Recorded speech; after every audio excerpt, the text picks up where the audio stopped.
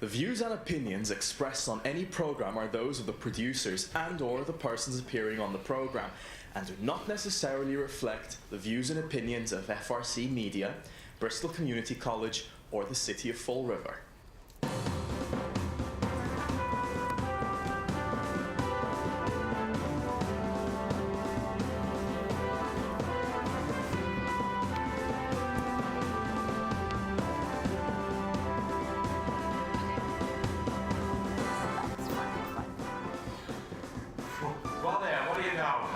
Well, there goes the music. Hello, welcome to Spindle City Straight Talk. I'm Chip. And I'm CJ. No, we got hold on. Oh, wait a minute. We have a special. Okay. We have a special announcement starting today. I got to get her up on the screen on the other side. Okay. Starting today, we have a new co-anchor to work with you on the anchor desk, Chip. And for the first time, we're going to introduce Nisa Vinyej to the anchor desk. Welcome, Nisa. Thank you, CJ and Chip, for having me. Wow, boy, this is an upgrade. Oh, boy. I'm telling you, this is great. It's great to have Nisa here. Thank you. As many of our viewers know, they witnessed you at the People's Debate, which, by the way, the People's Debate is a news-sponsored organization, not by political dissidents. And also, for the sake of clarity, while we're on that subject, one of the people who were presenting that and made that statement also said that there were people escorted out. That was the Herald News Debate, that they escorted 4 people out. So, right. Just for the sake of clarity and accuracy, it wasn't ours, and that's not a condemnation of the Herald News Debate. It's just a fact. Right. So, if we're going to report facts and we're going to talk about things, let's get our facts straight. And we understand how difficult it is sometimes to control the masses. So the fact is that it wasn't our debate that people were escorted out by the police, basically. Yeah, that's true. But it was a very interesting election primary yesterday. Initially, it was reported that it was between 15 and 16 percent of the people came out to vote, which is poor at best. That count is now up to somewhere around the 20 to 22% mark. But again, that's poor at best. And this is why, I said in my column this morning that Fall River shall remain an apathetic cesspool, because people complain, people want action, people want change, but they can't get off their backside to go out and vote. And this is why Fall River shall always remain the same. And the propaganda. But I also want to say, Nisa is here with us today. She is very active. She's new on the Fall River political scene, but she has been active in the Providence area and stuff. So yes. If you want to give us a little background, Nisa, that would be nice, okay? Well, I'm a student at the Community College of Rhode Island, and recently been appointed for the Governor's Committee on Ethnic Media. And we had an ethnic media roundtable this Monday, and that was an honor to be there. It was my first one-on-one, sort of say, with the governor.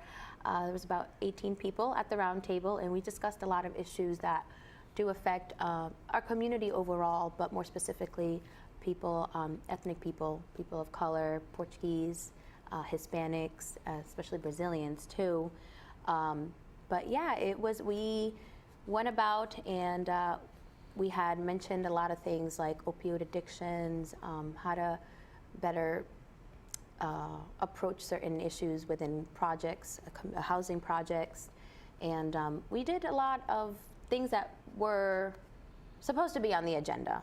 And with my platform, it was strictly opioid addiction because it has a correlation between depression, and I just think it was a great experience to just bring that out, and our purpose would be to better communicate in radio, television, these issues so that we can have resources out there. People need to know that there are resources for that. So that's great, and it's great to have you.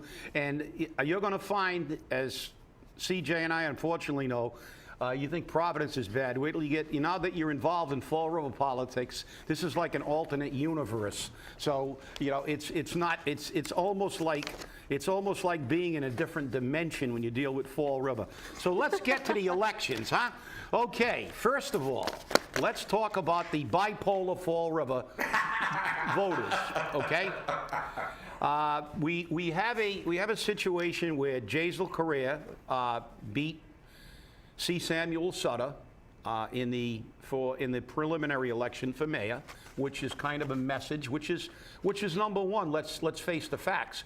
When you have a fairly low voter turnout, it normally favors the incumbent because they get their political lackeys and and sycophants out there to vote. They try, they can normally deliver their base where people who are running without that machine that most incumbents have and the money. And there was a lot of money that Sam spent. I got a couple of really colorful graphic kind of mail in there. But there was one thing he was talking about, and I meant to bring it in, and I apologize, but it said on both of the cards I got, and they were fairly large cards, said get involved. He meant get involved with his campaign. But I'm going to take that and say, listen, people, get involved in the election. You can't complain and then not show up to vote. It's like, okay, and the bipolarness. So this would indicate that a non-incumbent beats an incumbent mayor, that the people are upset and they want change. Then we go and look at the city council race. Well, Chip, before we move on, let's look at those numbers. And I'll bring the screen up, and I'd like to thank Fall River Government Television and FRC Media for these screens. I mean, when you look at that, you have Jazel F. Correa, 4774, and C. Samuel Sutter at 4106. And I think the biggest thing here is people say that's not a lot of votes at 658 votes or whatever it may be. But when you look at the other number of votes, 669 for Jordan, 274 for Bob Alexander, 171 for Richard Renzi, which, Chip, we gotta give you props. You were right on calling that one.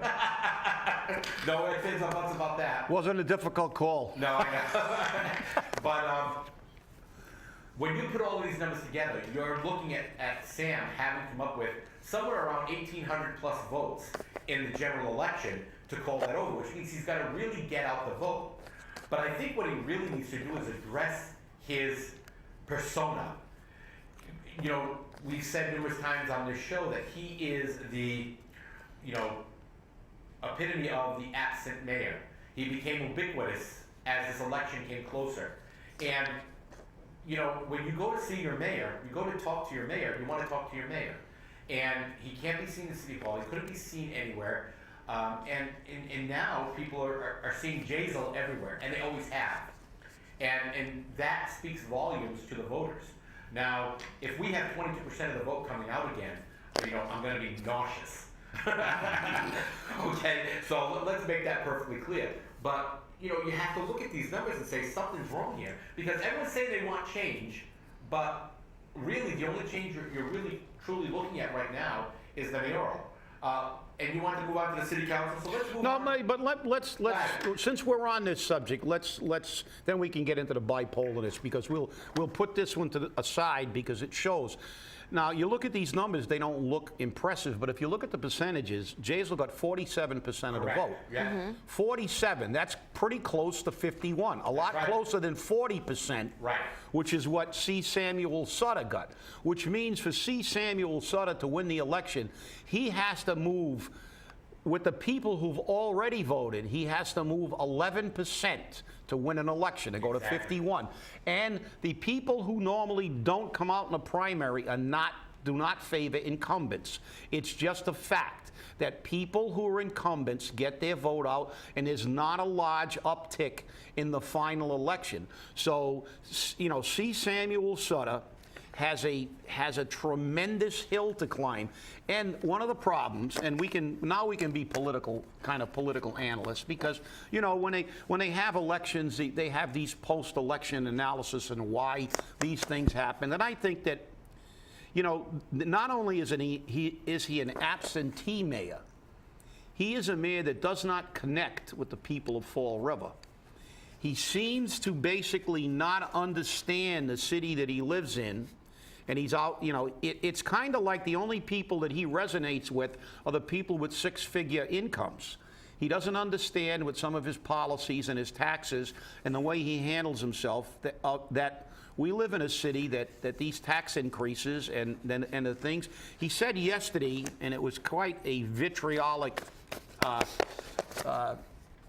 rant he went on, that, there are a lot of people in this city who like what I'm doing. Well, in reality, I think most of the people who like what you're doing have six-figure incomes, household incomes.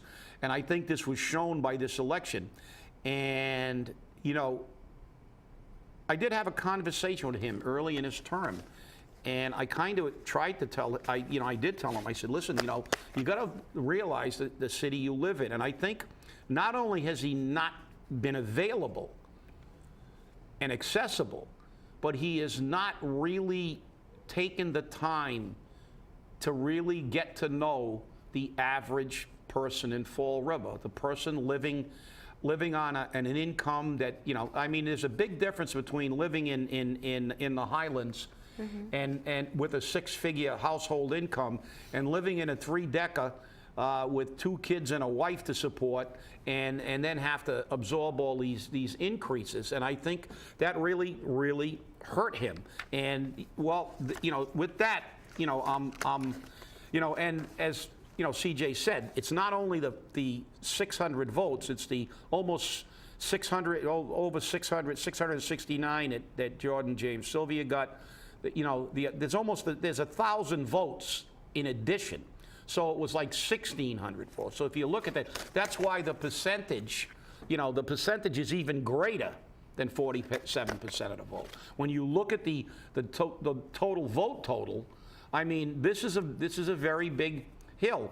And hopefully we'll get a lot of spirited debate and a lot of the issues will come out, because the spin has already begun. And I'll digress a minute, because on my way in here, I was almost late. I got a call from someone who said that a local talk show host, former mayor, and part of C. Samuel Sutter's transition team, former mayor, one-term mayor, I'll add, Bob Correa, was talking about Joe Macy working 18 hours, and he works a lot more than that, and he can donate his time. It's absurd to say that. Wrong, Bob, wrong. You're wrong. That's not the way the law is. The law says that you have to work a maximum. You can only work a maximum of 960 hours. And if they allowed people to say, well, I only work 18 hours on the clock and I put 750 hours a week in as a volunteer. No, that's not the way PERAC looks at it. Once you hit, if you're employed, all the hours you work while you're employed are counted. If you want to work as a volunteer, quit your job and come back as a volunteer. Lou Pacheco is under investigation as we speak, and I know that because I saw the letter that we got from the city asking, basically who ratted him out. But it wasn't me. I can guarantee it wasn't anybody on a retirement board, because he doesn't come under our retirement board. He's got a county retirement.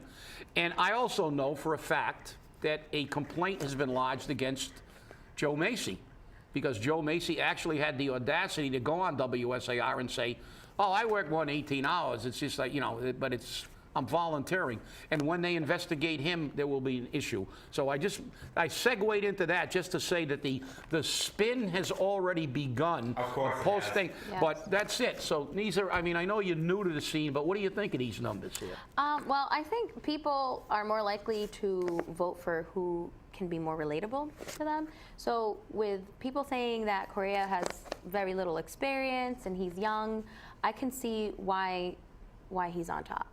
I think people want change, and they want someone who's relatable, someone who's personable.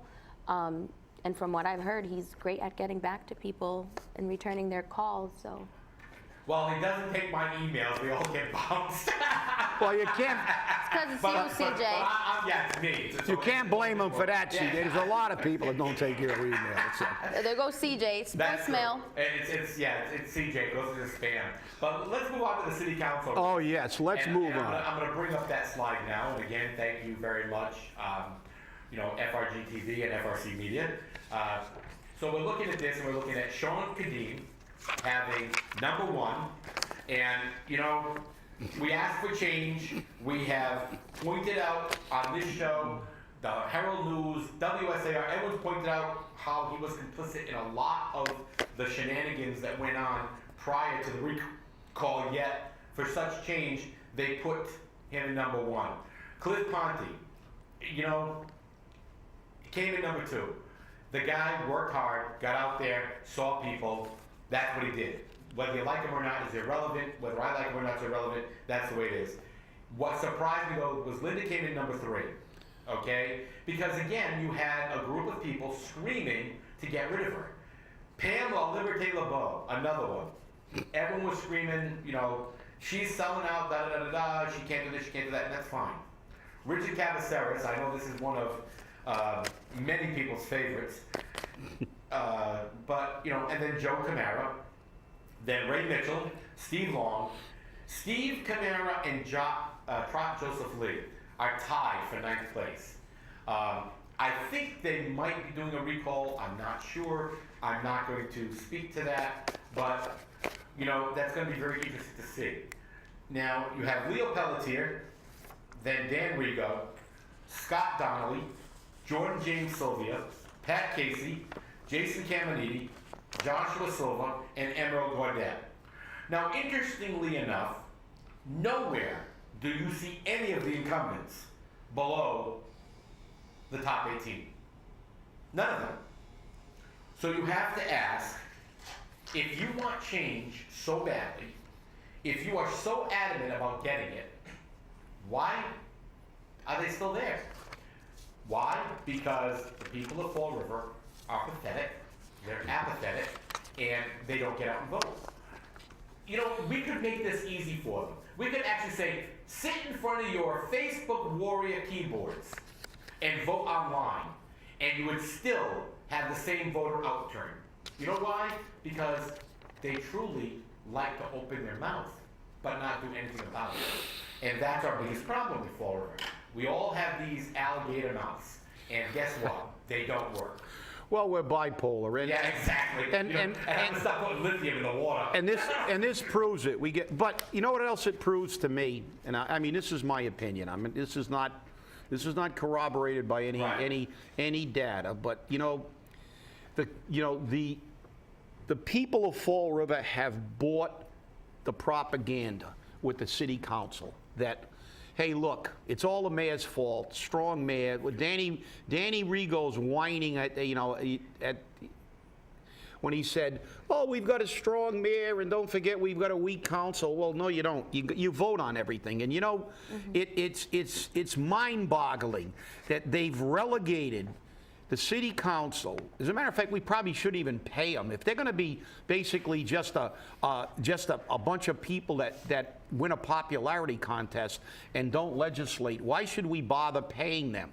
Because the fact is, it should just be like, it's like, okay, it's like, oh, let's look at it. Sean Kadim.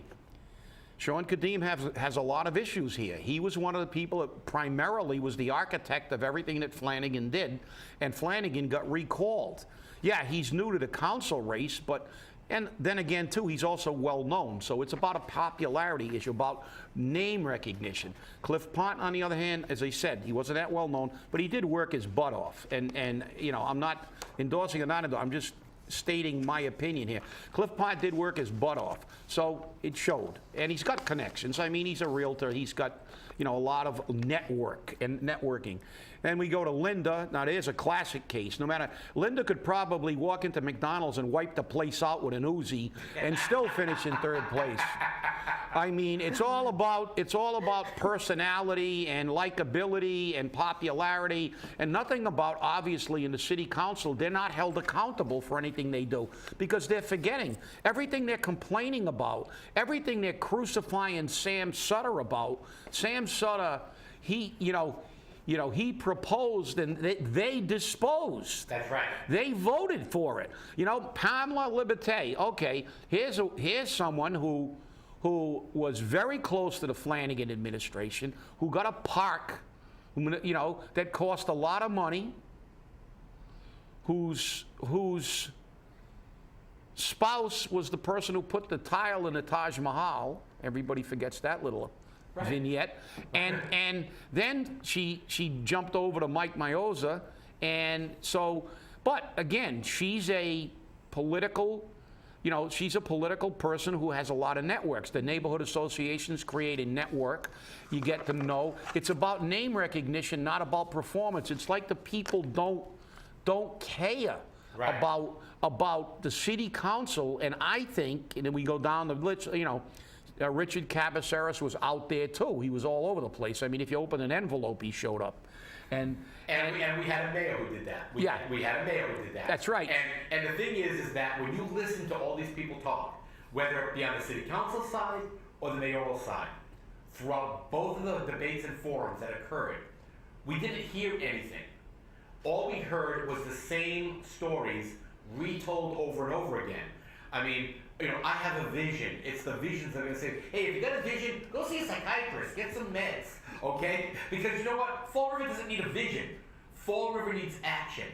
And this is the problem that we have, okay? Everyone likes to live in their rose-colored glasses world. And you know what? The rose-colored glasses are getting broken.